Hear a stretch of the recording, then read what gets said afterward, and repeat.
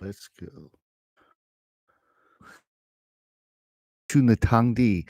Yes, I'm going to tell you, famous for many years. Just be not in America. I was famous in China. And of course, being in America, being famous in America, wow. I've done a couple movies in America, but in China, I got the fame, like getting recognized on the street, people buying me drinks, people wanting my autographs, people wanting selfies with me. And I was so well known that I had certain catchphrases. They would say, "Do that line, man, do the line." "我告诉你啊，你毛病了，谁病我没病了." Or new dash. uh, so cool lines, man. I was doing some cool, famous lines. So I was in China for 22 years. I started out, but right away I went to be a DJ. Cheesy FM 91.5, 轻松调频中国国际广播电台. And at the same time, I started to do TV shows and movies. In fact, I got to be part of the very first series to welcome foreigners on the show. It's called Young Niu's at Beijing, Foreign Girls in Beijing. It was like the first. Everyone actually wrote a book about it, made $1 million. Good for her. I was up for her. I was up for the main lead role, and I went through the whole script with them. I have worked with them, and then finally they chose the girl, but she was being famous. When you're famous, actually, my job is to make people happy.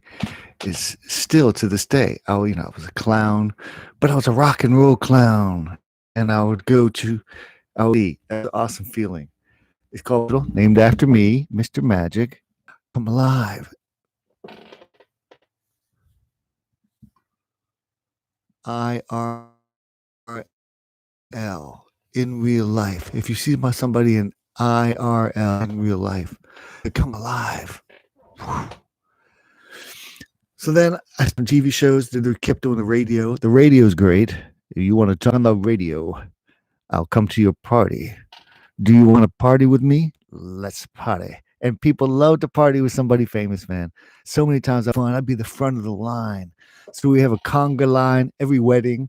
We have my Jewish friends carry each other on chairs and they break the glass. That's awesome.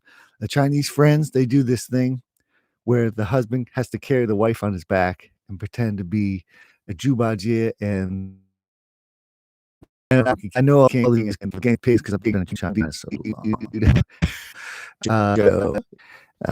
the blind DM. Yeah, lost my sight now. But I got to do over 30 Third Ring Road in Beijing, the most famous road in Beijing. Third Ring Road. That's the most common. For 6 years, my show was at the Puppet Theater there. 6 years. I believe it's the longest running foreigner show in China. Definitely the longest running kids show. I think any show. But anyway, they had this giant billboard of me. Imagine seeing yourself on a giant billboard driving down the road, man. And at that time, I was going blind. So it was like one of the last clear sights I saw. That was awesome. That was good. One peak. And then another peak is we did the Aladdin Sandy 3D Aladdin experience. And we went to the London West End to practice. And I got to rewrite the script for the guy. He let me do it. He trusted me. He scouted me like the year before. He saw my show at the Puppet Theater, 中国木偶剧院. And he scouted me, and we planned for a whole year. We put it on. We went to 10 cities in China, 10 of the biggest cities. 我们去10个城市，最大的城市. And every place was packed. It was 3,000 seat arenas. That's one time in my life I played a 5,000 seat arena, but that was all military, Chinese military. That was strange, very interesting. I'll tell you that. Okay, so the military one, yeah, 5,000. The strange thing about that was when I would tell the joke, the leaders would, okay. Or if they laughed, ha ha ha, then the whole crowd laughed the same way. Ha ha ha. That was a little weird. Until I got like a really funny one and some people broke ranks. I was like, that's it. If I can make them break ranks in China and laugh, on their own, I succeeded in something. So that was a peak for me, definitely. They broke ranks and they laughed, even though the boss wasn't laughing or laughed in a different way. I mean, literally, if he was like, hee hee, hee, like, 4,000 would be hee hee. So, like, 10, 5 guys, whatever, the boss are like, ha ha ha. Then and then I was like, I 4,000 did my ah, it was weird.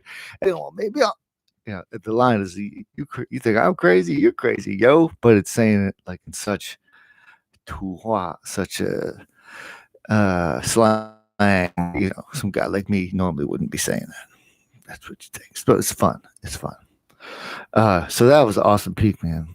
I got to do shows all over China, 50 cities. I've been to 50 cities in China. You know, people asked if I was really his son. Like they believed I was his son. And, I tell the story because my mom told me a story. She once went to his concert, went backstage. You know what I'm saying? I heard that story. So who knows? You tell me. You tell me. Little Elvis, thank you very much. Since my baby left me, oh, mama, I found a new place to dwell. Down that old lonely street, Heartbreak Hotel. Elvis Presley, Mao Wang. It's so cool in China. They call him Mao Wang, King of the Cats. That's respect. China gives respect to lots of countries. China gives respect to America, calls America 美国, beautiful land. Come on, that's respect. Got to show them respect too, man. I'm trying to learn good things from everywhere. Every place got good things. So many good places in the 中国加油, Wuhan 加油. So like I said, I got to go to 50 cities. Each city, you'd find a girl that's pretty. You know what I'm saying? Each city in China, you could find a girl that's pretty. That's interesting. So yeah, lots of those stories. Let me know if you want to hear those kind of stories. But fame. Why is being famous fun? It's a new game. It's fresh. It makes you feel young again, wanted. People waiting for you. I'm waiting for you. It's just usually we waiting for other people, right? That was the original reason for tips. Is people were waiting for you. So it's like giving everybody tips. That's how they acted. Tips. Being, I always like to be early because that's my style, or at least on time, earlier on time. But having somebody, just working on your art, like I would write stories, and I wrote the Parade English series. I got to create all the wonderful characters, Mr. Big Hat. Flappy is a pig because he wants to fly.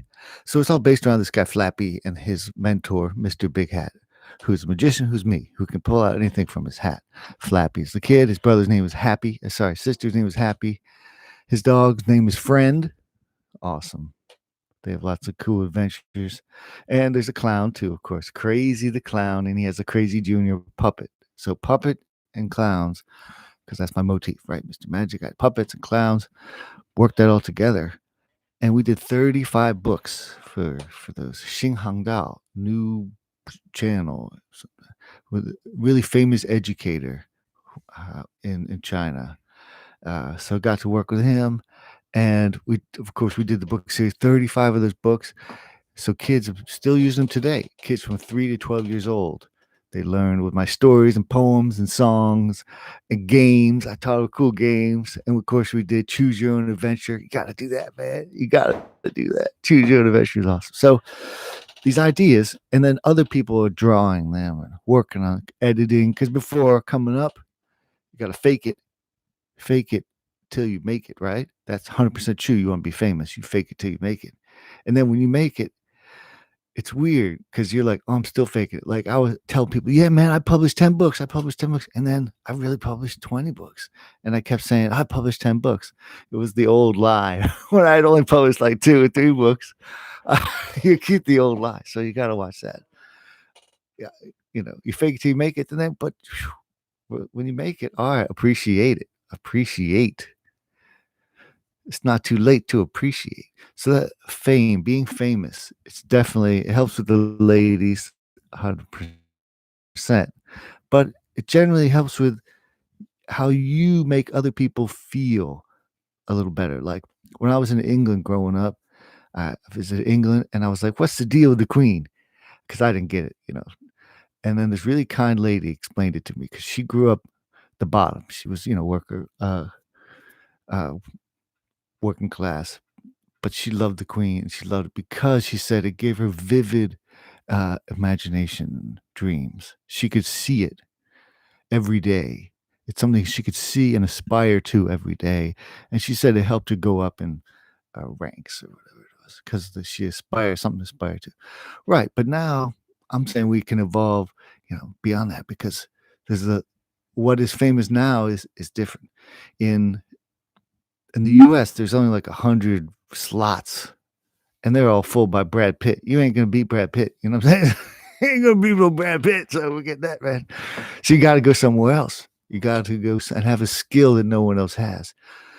But stone here is like a diamond somewhere else. So there's so many places to explore in this world, and uh, and now a lot of people are going to be afraid with all these viruses and stuff. But don't be afraid. Once it calms down, don't be afraid. You got to go and enjoy places. The adventure. What are you going to stay home and do nothing? Come on. But now we can do a lot online, which is what I'm learning. In China, my show would get 10 million viewers, 10 million views. But now on YouTube, it just got 1,000. It's crazy. My show used to have 10 million viewers. Now I have 1,000 viewers. Oh, sad about that. Yeah, baby. Yeah, baby. Should I not be sad about that? Well, yes. All right. I'll get back on track. All right. Pronunciation and stuff about being famous. The three best things about being famous. I think it's the joy that it brings to everybody. I think it's the addition to your art, people who add to your art. That's pretty awesome. And the attention from the ladies, I got to say, I got to be honest. Even if they're, older ladies just want to do business, they give you a wink, little like, they give you a look like, yeah, if we both weren't, in relationships, we would go. You know what I'm saying? We're not going to go. I like them to know. They give me the look. They're like, yeah, I approve. I approve. I would go. That's me. But in that industry, in China, you had to play the game. When in Rome, do as the Romans do. America, I don't know. I don't know what. Who knows America? It's so weird here. There's so many strange rules in America. Games, I don't like it. China, I know how to play. I know what's up. 我知道怎么样，中国很清楚. Even the language, because it's the language and the culture is closer to nature. It's closer, like people's names are very similar to Native American names. Animals in China are named after the sounds that they make. So Mao is a cat, right? Shi is a snake. That's how it should be. Duh, duh, duh. Yeah. It's like a cat doesn't say cat. If a cat went around saying cat, cat, cat, that would be cray, man. That would be awesome. I want a cat that saying cat, cat, cat. My new show on Netflix. Animals should say what their name is. Dog. But seriously, why hasn't somebody made like a collar that just talks for your animal? So, randomly says some weird shit. Come on. You got to do that. Or you can, record stuff in there. Do it. The collar, the talking animal, talking pets.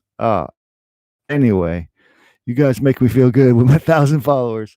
I used to have 10,000. Well, yeah. It's hard. It's hard.